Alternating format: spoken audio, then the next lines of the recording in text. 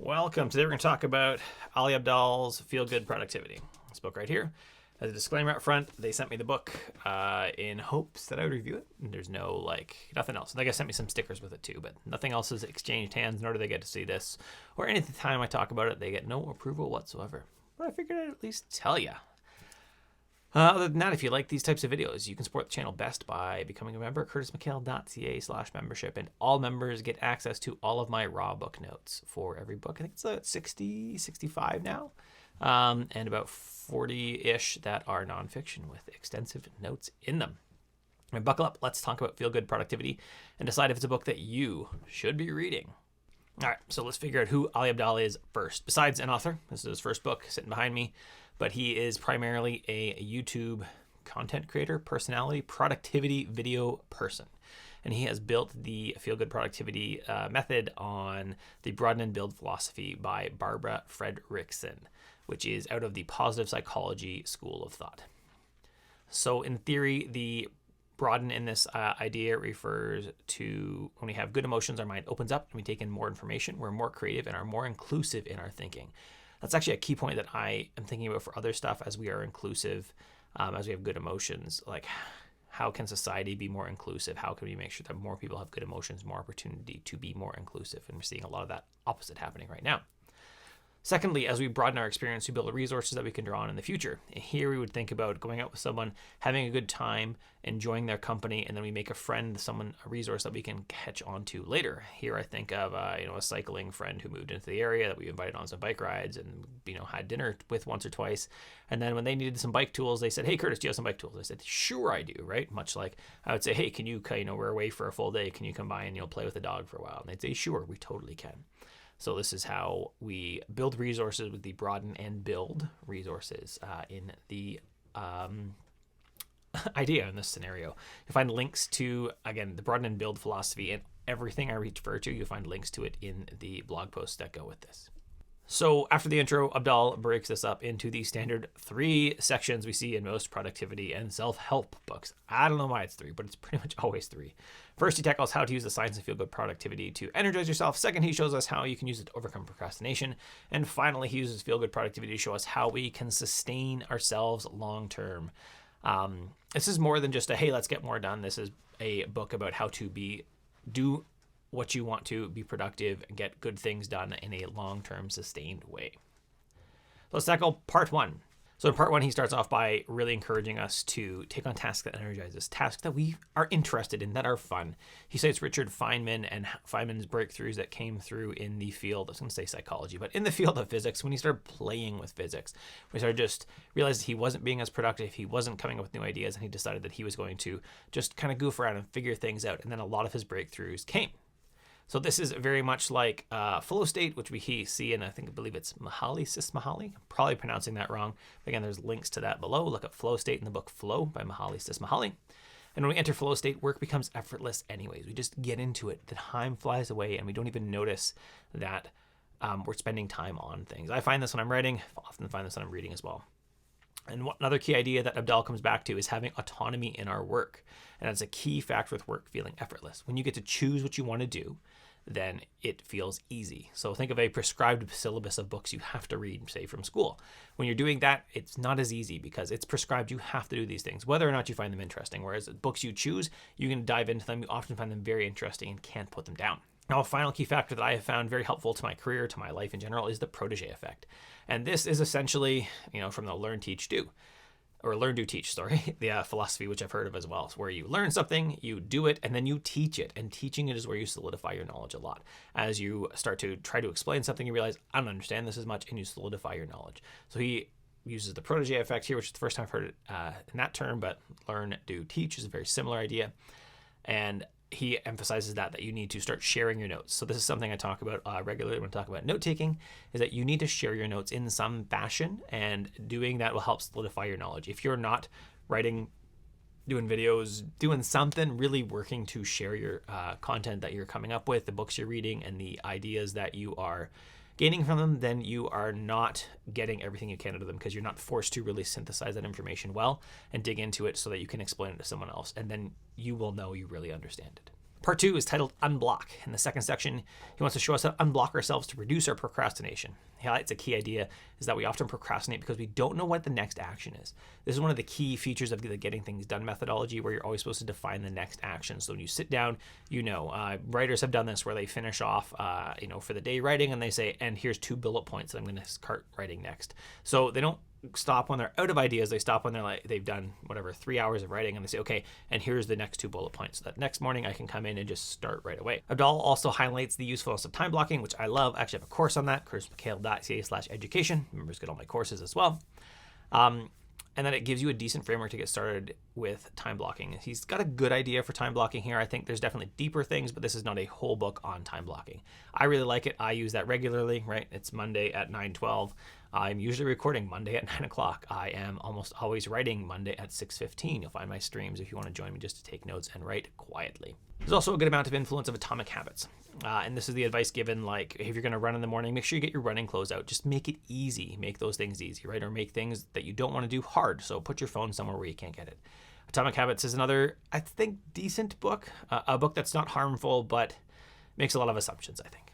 Now we go to part 3, sustain. This is how we sustain our productivity and our enjoyment, I suppose, of everything that we're doing long term. Now, Abdaal talks a bit here about burnout and how it can happen to anyone, and not just because you have lots to do, but that if you're suffering burnout, it's often because the things you're doing in your work are not meaningful, or you stop seeing progress. And you have that even if you're not that busy, you stop, or you start feeling burnout. You stop feeling like you're making any progress in it. Now, to combat the feeling of overwork, Ali suggests a few tactics. First, he takes the idea of hell yes or no from Derek Sivers.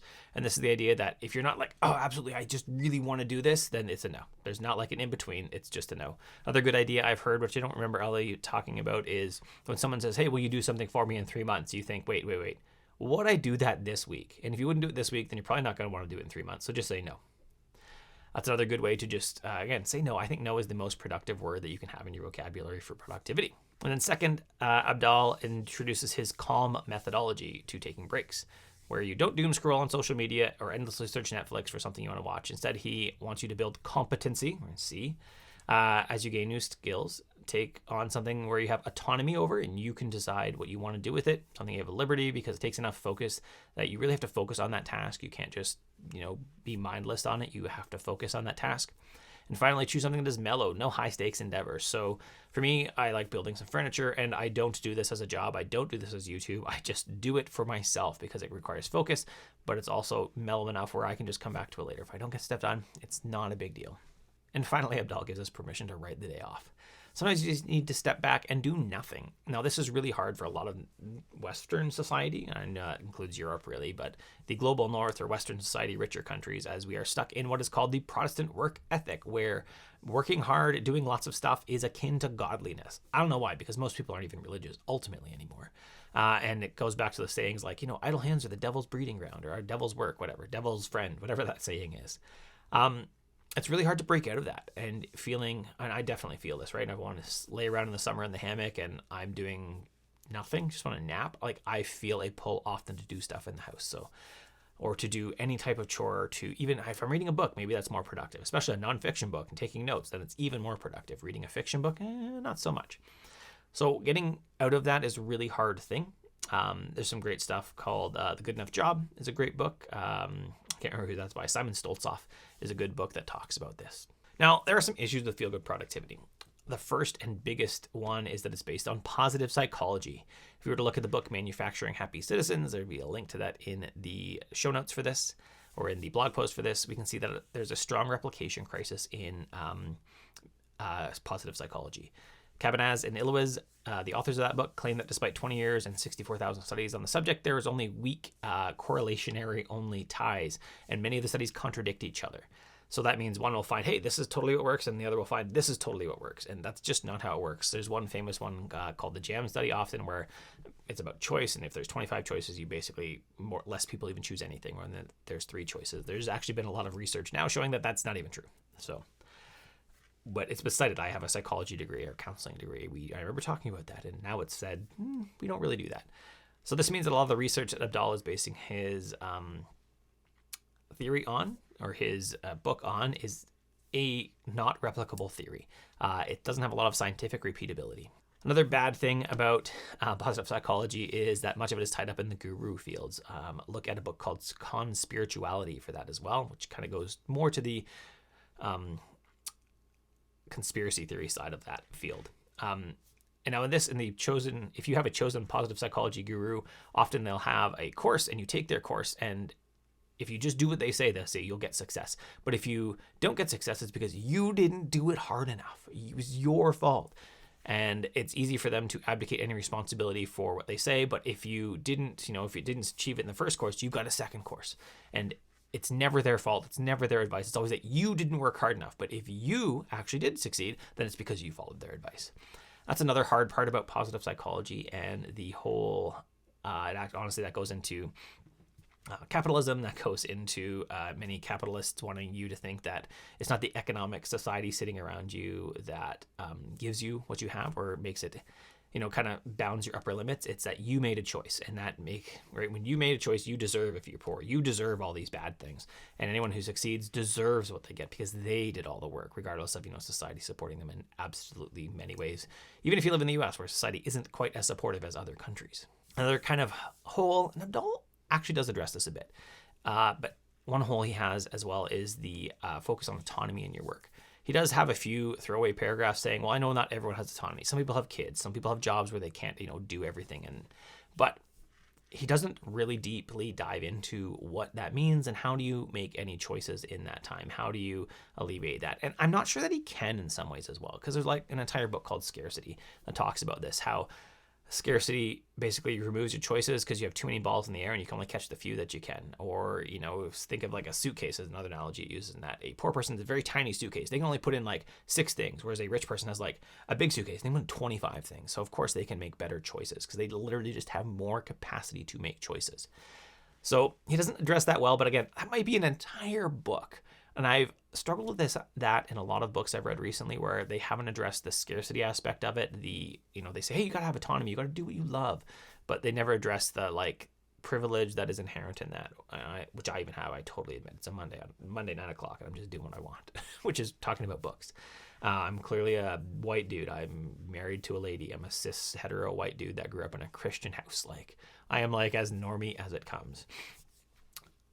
So I don't fault him fully for that, but it is a hole in many productivity books where they say have autonomy. He does address it. Again, there's, 5 or 6 mentions of it in the whole book, which is good, better than many other books, but not as complete as I hope to see sometimes. Should you read Feel Good Productivity by Ali Abdaal? I think that his reliance on positive psychology is a little suspect. Not terrible, but at least take it with a grain of salt. And I already talked about at length about capitalism and Protestant work ethic and the autonomy thing. But is it a bad book? No, it's not a bad book. I don't know that he introduces any new ideas. I've read tons of positive self-help, these type of books. I'm not sure there's any brand new ideas that I was like, whoa, this is totally groundbreaking. But if this is your first foray into this field and you've watched his YouTube videos and you really like how he presents stuff, absolutely go take it. This is not a bad book by any means. At worst, it's going to introduce you to things you've already learned about. That's it. At best, it's going to help you get more done. It's going to give you some tactics to use. It's going to give you some, impetus, some drive to get better things done, to make some, possibly better choices in your life. I read many books like this and found them very helpful early in my, journey to being a productive person, to being someone who's happy with where I'm at. So I would say, yeah, totally read it. It's a good one. If you read a whole bunch, maybe not for you, but if you are new to this field and you're wondering if Ali Abdaal's book is there, then I would say, yeah, probably go read it. It's a good book. That's it. If you like the video, thumbs up below. If you love it, subscribe, hit the bell, all that YouTube stuff. But the best way to support the channel is to become a member. curtismchale.ca/membership. Take a course, curtismchale.ca/education. Have an awesome day.